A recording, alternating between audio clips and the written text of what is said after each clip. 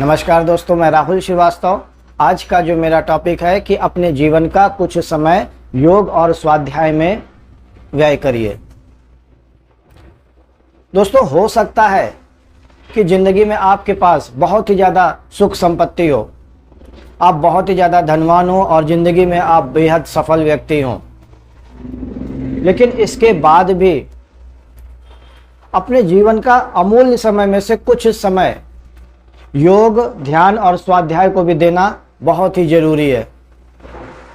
अपने शारीरिक और मानसिक स्वास्थ्य के लिए अपने समय का कुछ पार्ट, कुछ समय जो है वो योग में खर्च करिए, ध्यान प्राणायाम में खर्च करिए, योगासन में खर्च करिए और अपने समय का कुछ भाग किसी ऐसी बुक्स को पढ़िए या किसी ऐसे वीडियो को देखिए जिससे प्राकृतिक तरह से आपके शरीर से संबंधित उसमें ज्ञान दिया हो, अपने शरीर और मन को हेल्दी रखने के लिए उसमें ज्ञान दिया हो। वो आवश्यक जानकारी उस बुक से या उस वीडियो से लीजिए।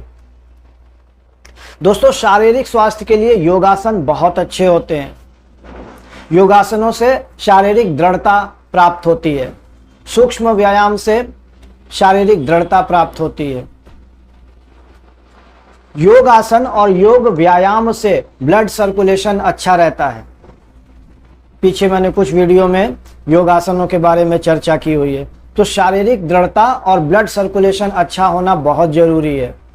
हो सकता है आप जिंदगी में बहुत सफल हो, लेकिन अगर आपका शरीर फिट नहीं है तो आप सफल नहीं हो, आप बेहद असफल हो, क्योंकि आप अपनी उस सुख संपदा का एंजॉय नहीं कर पा रहे हो। सुख संपदा का एंजॉय करने के लिए स्वस्थ शरीर और शांत मन होना जरूरी है। मानसिक स्वास्थ्य के लिए ध्यान और प्राणायाम नियमित रूप से करिए। ध्यान का अभ्यास करिए, प्राणायाम का अभ्यास करिए। ध्यान और प्राणायाम से मानसिक दृढ़ता प्राप्त होती है, मानसिक संतुलन प्राप्त होता है। योगासनों से शारीरिक संतुलन प्राप्त होता है, शारीरिक बल बढ़ता है। सूक्ष्म व्यायाम वगैरह करने से ब्लड सर्कुलेशन अच्छा रहता है, डाइजेशन अच्छा रहता है। तथा कुछ ऐसी बुक्स का सिलेक्शन करिए जो आपके अंदर, जो दिमाग में नकारात्मक विचार चल रहे हैं, सबके ज़िंदगी में कुछ ना कुछ निगेटिव जो है चीज़ें घट जाती हैं, वो बार बार रिपीट होती हैं। तो उसको भी रिमूव करने के लिए, उसको भी हटाने के लिए कोई ऐसी बुक्स को आप बार बार रीड करिए जिससे जो नेगेटिव थॉट हैं हमारे दिमाग में चल रहे हैं वो हटते चले जाएं। अच्छा मानसिक भोजन लीजिए। इसके लिए कोई आप अच्छी बुक्स ले सकते हैं, उसको पढ़िए जिसमें पॉजिटिव थॉट हो और जिससे जितनी भी नेगेटिव चीज़ें दिमाग में चल रही हैं वो बाहर हटती चली जाएं। कुछ समय ध्यान की क्रिया सीखने में व्यय करिए, कुछ सीखे प्राणायाम की क्रिया को सीखने में व्यय करिए और उनको करिए भी। नियमित दिनचर्या में ध्यान और प्राणायाम को भी शामिल कर लीजिए। ध्यान और प्राणायाम करने से 72,000 नाड़ियां शरीर के अंदर होती हैं, वो सारी शुद्ध होने लगती हैं, वो सारी साफ होने लगती हैं। शरीर के अंदर भी बहुत सारी गंदगी होती है। ये स्थूल शरीर का संचालन सूक्ष्म शरीर से होता है, तो सूक्ष्म शरीर का पोषण होना जरूरी है। ये स्थूल शरीर है जो दिख रहा है, इसका पोषण तो भोजन से होता है, लेकिन भोजन करने के बाद भी वो पर्याप्त नहीं है। आपका सूक्ष्म शरीर स्ट्रांग होना चाहिए। उस सूक्ष्म शरीर से आपका स्थूल शरीर का पोषण होता है, बल सूक्ष्म शरीर से आता है। इस स्थूल शरीर को सूक्ष्म शरीर चला रहा है। सूक्ष्म शरीर बलवान होना चाहिए, सूक्ष्म शरीर के अंदर कोई गंदगी नहीं होनी चाहिए। सूक्ष्म शरीर को साफ करने के लिए प्राणायाम का दोस्तों अभ्यास करिए। प्राणायाम से 72,000 नाड़ियां जो हैं वो शुद्ध और साफ होने लग जाती हैं और मानसिक स्थिरता प्राप्त होती है, एकाग्रता बढ़ती है, आपको अच्छा लगेगा, मन अंतर्मुखी होना शुरू हो जाता है। मन अगर बहिमुखी है तो दिमाग में अनाप शनाप जो है थॉट आने लगते हैं, दिमाग में उल्टे सीधे विचार आने लगते हैं और कंटिन्यूअस आते रहते हैं। दिमाग इतना चलता रहता है कि रातों में नींद नहीं आती। मन जब बहिमुखी होता है तो रातों में नींद आना बंद हो जाती है, नींद की प्रॉब्लम आने लगती है, रात में नींद ही नहीं आती।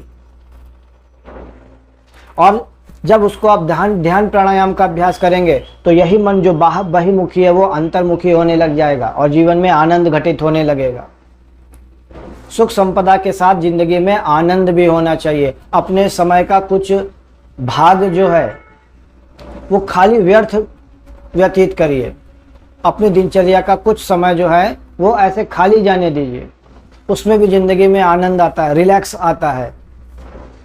हमेशा जो है कुछ ना कुछ चिंतन करना, हमेशा कुछ ना कुछ काम करना, अत्यधिक अस्त व्यस्त दिनचर्या ये भी हानिकारक है।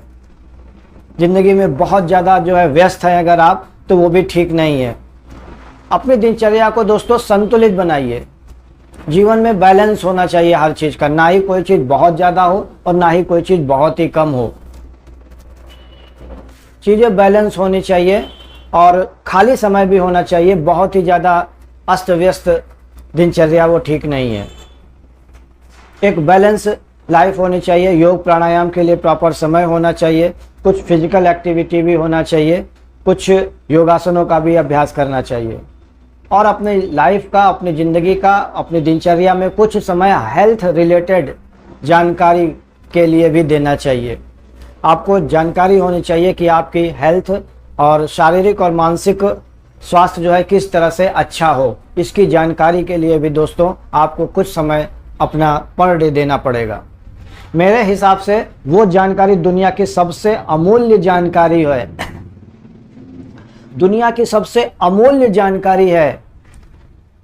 क्या सबसे अमूल्य जानकारी है? कि जो समय आपने अपना समय का वो पार्ट जो हेल्थ की जानकारी को समझने में, हेल्थ से रिलेटेड जानकारी को अर्जित करने में व्यय किया। हेल्थ रिलेटेड जानकारी सबसे बड़ी जानकारी, क्योंकि जब शरीर ही नहीं रहेगा, मानसिक स्वास्थ्य ही नहीं रहेगा, तो आप पूरी जो है और अदर नॉलेज का लेके आप करोगे भी क्या? आपका शरीर ठीक नहीं रहेगा, आपका मन ठीक नहीं रहेगा, तो आप दुनिया की नॉलेज लेकर के करोगे भी क्या? दुनिया की सारी नॉलेज हो सकता है, बहुत नॉलेज हो, बहुत पढ़े लिखे हो आपके पास, और बहुत ये भी हो सकता है कि आप बिजनेस में बहुत सफल हो, बिजनेस का बहुत ही नॉलेज हो, लेकिन शरीर और मन का नॉलेज होना भी बहुत ज़रूरी है। उस नॉलेज से ये नॉलेज बहुत ज़्यादा ज़रूरी है। तो दोस्तों इसी के साथ मैं अपनी बात समाप्त कर रहा हूँ। अगर आपको हमारा वीडियो अच्छा लगे तो लाइक करिए, सब्सक्राइब करिए। नमस्कार।